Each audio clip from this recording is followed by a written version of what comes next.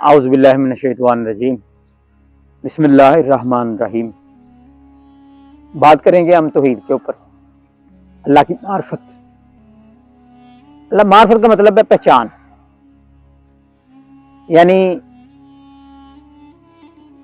سب سے پہلے جتنے بھی انبیاء آئے ہیں، جتنے بھی رسول آئے، یعنی 1,24,000 انبیاء، 313 رسول آئے، ان سب نے لوگوں کو توحید کی معرفت کروائی ہے، لوگوں کو ہمیشہ شرک سے دور رکھا، شرک سے بچایا، لوگوں کو گاہی دی کہ یہ خدا کو پہچانے۔ اس کے لیے ضروری ہے کہ وہ اللہ تعالیٰ کی معرفت سمجھنا بھی ضروری ہے۔ اور آج اس دور میں بہت سے مذاہب ہیں اور بہت سے فرقے ہیں، لیکن اللہ کی معرفت کا سمجھنا بھی ضروری ہے۔ لوگ سمجھتے ہیں کہ مسلمان ہیں ہم، تو ہمیں کیا ضرورت ہے معرفت کی، ہم تو مسلمانوں کے گھر میں پیدا ہوئے ہیں، ہم تو اللہ کو ایک مانتے ہیں۔ لیکن بھائی، جس کو آپ بظاہر ایک تو مانتے ہیں اللہ کو، لیکن اللہ کے بارے میں کیا آپ ان کی معرفت جانتے ہیں؟ اللہ کی معرفت جاننا ضروری ہے۔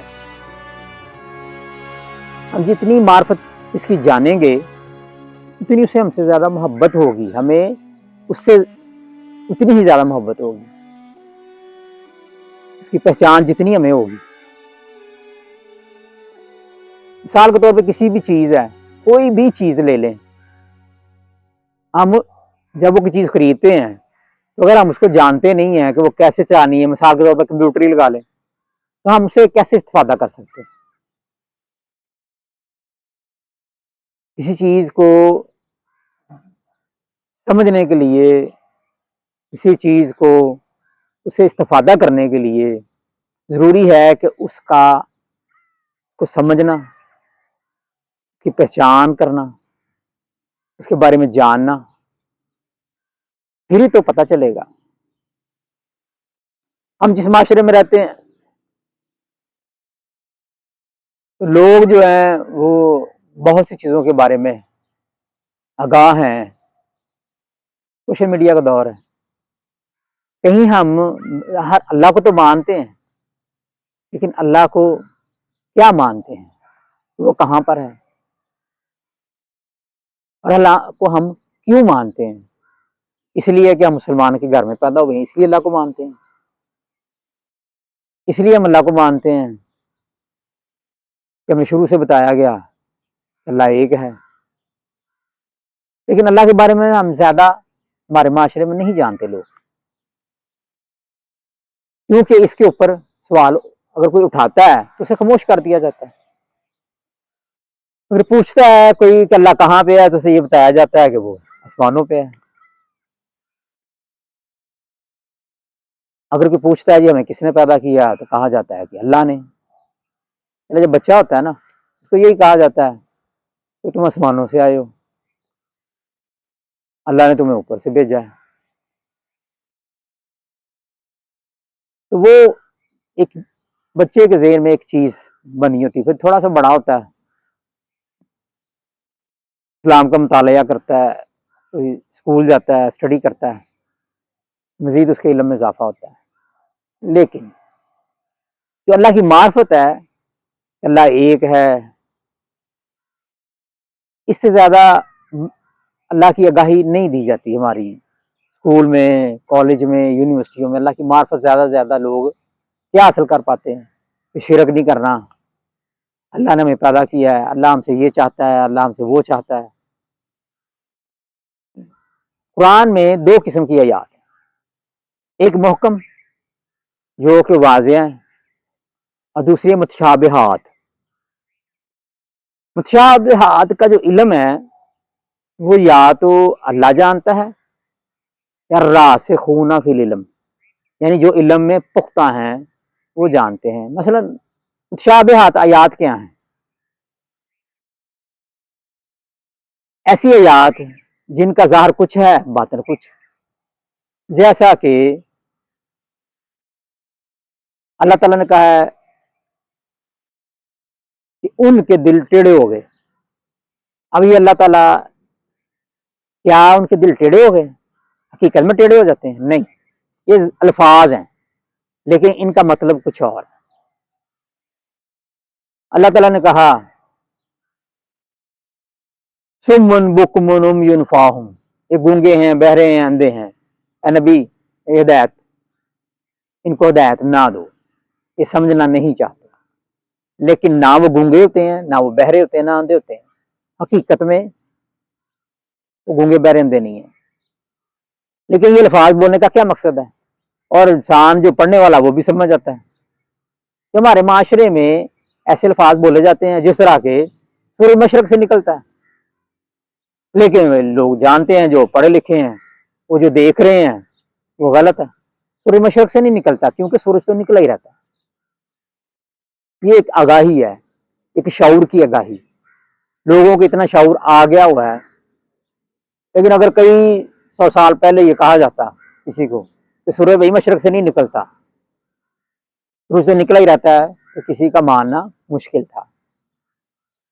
ٹھیک ہے، لہذا اب انسان کو اتنا شعور ہے کہ وہ جانتا ہے کہ زمین گھومتی ہے، سورج تو نکلا ہی رہتا ہے. بے شک سورج بھی گھومتا ہے لیکن وہ اپنے مدار کے گرد گھومتا ہے. اس لیے ظاہری قرآن کے الفاظ ظاہری کچھ اور ہیں بعض اوقات، لیکن اس کا یہ مطلب نہیں کہ ہر آیت کا ظاہر کچھ ہے اور باطن کچھ ہے. میں نے جو بتایا کہ متشابہات آیات ایسی ہیں جن کا ظاہر کچھ ہے اور باطن کچھ ہے. اسی طرح قرآن میں اللہ تعالیٰ نے یہ تو کہا ہے، یہ محکم آیت ہے کہ میں ہر جگہ موجود ہوں، میں تمہاری شارک سے بھی زیادہ قریب ہوں. جب تم 2 ہوتے ہو تیسرا میں ہوں، جب 3 ہوتے ہو چوتھا میں ہوں. یہ آیت قرآن میں موجود ہے، سورہ قواف میں موجود ہے. پہلی اور دوسری آیت ہے کہ میں تمہاری شارک سے بھی زیادہ قریب ہوں.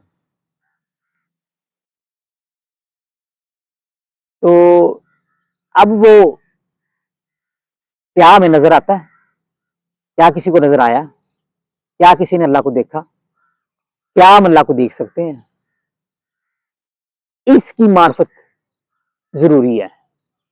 کہیں ہم اللہ تعالیٰ کو محدود تو نہیں کر رہے؟ کیونکہ جب تک معرفت نہیں ہوگی ہم اللہ کو سمجھ نہیں سکتے. جتنی کہ اللہ نے اپنی معرفت کروائی ہے نبی کے ذریعے صلی اللہ علیہ وسلم کے ذریعے، اتنی جاننا ضروری ہے. یہ جو لوگ کہتے ہیں نا کہ اللہ آسمانوں پہ ہے، کہ وہ 7ویں آسمان پہ ہے، بالکل غلط ہے. کیونکہ اللہ تو قرآن میں فرماتے ہیں میں ہر جگہ. یہ جو کہتے ہیں اوپر والا، اس طرح کے الفاظ استعمال کرتے ہیں، لیکن آپ جانتے ہیں اللہ اوپر بھی ہے، اللہ نیچے بھی ہے، اللہ ہر جگہ ہے. تو پھر ایک جگہ کیوں کہا جاتا ہے کہ اللہ آسمانوں پہ ہے؟ تو لوگوں کے ذہنوں میں یہ بیٹھا ہوا ہے کہ اللہ صرف آسمانوں پہ ہے اور وہ 7ویں آسمان پہ عرش پہ بیٹھا ہے. ایسا نہیں ہے. جب اللہ قرآن میں کہہ رہا ہے کہ میں تمہاری شارک سے بھی قریب ہوں، تو وہ حقیقت میں قریب ہے. یہ نہیں کہ وہ علمی لحاظ سے قریب ہے، وہ حقیقت میں قریب ہے. یہاں تک کہ وہ ہمارے دلوں کے بھید بھی جانتا ہے. ہمارا اللہ کو سمجھنا اسی طرح ضروری ہے جس طرح ہم کسی چیز کے بارے میں، بلکہ اپنے بارے میں معرفت جاننا ضروری ہے. اللہ تعالیٰ نے کہا کہ اگر تم نے مجھے سمجھنا ہے تو پہلے اپنے نفسوں کو سمجھو، اپنی جانوں کو سمجھو. تو ہم اپنے بارے میں کیا جانتے ہیں؟ یعنی ہر انسان کو پتا ہے کہ میں کھاتا ہوں، پیتا ہوں، میں دیکھتا ہوں، میں سنتا ہوں، مجھے خوشبو محسوس ہوتی ہے، میں سوچتا ہوں، میں سوتا ہوں، میں اونگتا ہوں، میں بچپن، میرا جوانی، میرا بڑھاپا، یہ سارے لوگوں کو دیکھ کے بندے کو اویئرنیس آتی ہے. لیکن یاد رکھیں کہ یہ چیزیں یعنی اللہ میں نہیں پائی جاتی جو مخلوق میں پائی جاتی. مخلوق والی صفات اللہ میں نہیں ہے. یعنی بچپن، جوانی، بڑھاپا اللہ تعالیٰ کے لیے نہ بچپن ہے، نہ جوانی ہے، نہ بڑھاپا ہے. اللہ کی حالتیں نہیں بدلتی جس طرح کہ انسان کی حالتیں بدلتی ہیں. انسان سوچتا ہے، اللہ نہیں سوچتا. انسان سوتا ہے تو خواب دیکھتا ہے، اللہ کے لیے نہ اونگ ہے نہ نیند ہے. اللہ بھولتا نہیں ہے، اللہ کے علم میں اضافہ نہیں ہوتا. اللہ اس طرح ہماری طرح نہیں دیکھتا آنکھوں سے. اللہ دیکھتا ضرور ہے پوری دنیا کو، ہر چیز کو دیکھتا ہے، لیکن اس کو آنکھوں کی ضرورت نہیں، وہ آنکھوں کا محتاج نہیں ہے. اللہ کانوں کا محتاج نہیں ہے کہ وہ سننے کے لیے ہمیں کان چاہیے، ہمیں چاہیے، ہم کانوں کے محتاج ہیں. لیکن اللہ کانوں کا محتاج نہیں ہے، اللہ کے کان نہیں ہیں، اللہ کی ہماری طرح آنکھیں نہیں ہیں، اللہ کا ہماری طرح چہرہ نہیں ہے، اللہ مجسم ہی نہیں. یہ چیزیں مخلوق کی، یعنی ہم مخلوق ہیں، ہم میں پائی جاتی ہیں. یاد رکھیں کہ انسانوں اور جنوں کے علاوہ بھی بہت سی چیزیں مخلوق ہیں. مثلا آگ بھی مخلوق ہے، ہوا بھی مخلوق ہے، پانی بھی مخلوق ہے، یہ چرند پرند درند تمام یہ مخلوقات ہیں. اب مخلوق کس کو کہتے ہیں؟ جو خلق ہو جائے. یعنی خلق کس کو کہتے ہیں؟ جو پہلے نہ ہو تو بنے یا پیدا ہو، اس کو مخلوق کہا جاتا ہے. لہذا اللہ کے علاوہ ہر شے مخلوق ہے. جو اس سے پہلے نہیں تھی تو وہ خلق ہوئی، اس کو خلق کیا گیا. خلق کیسے کیا گیا؟ جب اللہ نے چاہا، اللہ نے ارادہ کیا تو پانی خلق ہوا، اللہ نے ارادہ کیا تو ہوا خلق ہوئی، اللہ نے ارادہ کیا تو یہ کائنات، یہ سورج، زمین، آسمان، یہ سب خلق ہوئے. کسی چیز سے نہیں خلق ہوئے، لیکن اس کے بعد ان سے بعض چیزیں خلق ہوتی ہیں. اس طرح زمین سے درخت اگتے ہیں، درخت سے آگے فرنیچر بنایا جاتا ہے. انسان کو مٹی سے خلق کیا، جنات کو آگ سے خلق کیا. پھر کوئی نہ کوئی چیز خلق ہوتی رہتی ہے. مکان ہے تو ظاہر مٹی، تو مٹی سے جو ہے زمین سے لی جاتی ہے تو مکان خلق ہو جاتا ہے. سیمنٹ کہاں سے آتا ہے؟ پتھروں کو پیس کے سیمنٹ بنایا جاتا ہے، اس سے مکان خلق ہوتا ہے. اگر ہم دودھ پی رہے ہیں تو دودھ کہاں سے ہے؟ بھینس سے ہے، تو بھینس کیا کھاتی ہے؟ چارہ کھاتی ہے، تو چارہ زمین سے ہے. بھینس کو بھی اللہ نے خلق کیا، یعنی جانوروں کو بھی اللہ نے خلق کیا.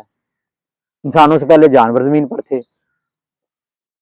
یہ جو جتنی بھی چیزیں ہیں، ایک وقت تھا کہ یہ ہے ہی نہیں تھی، یعنی یہ کائنات بھی نہیں تھی، یہ سورج چاند ستارے یہ کچھ بھی نہیں تھا، لیکن اللہ تھا.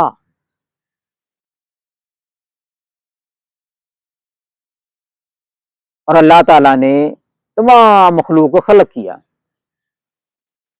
اس لیے اللہ خلق نہیں ہوا، اللہ پیدا نہیں ہوا، اللہ نہیں بنا، کیونکہ اللہ مخلوق ہی نہیں. اللہ تو خالق ہے.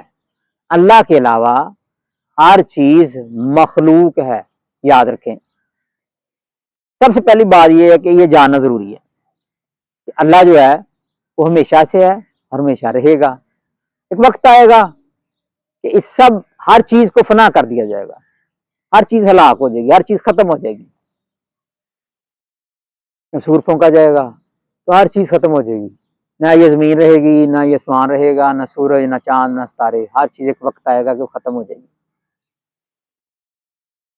قیامت سے پہلے صرف اللہ کی ذات باقی رہے گی.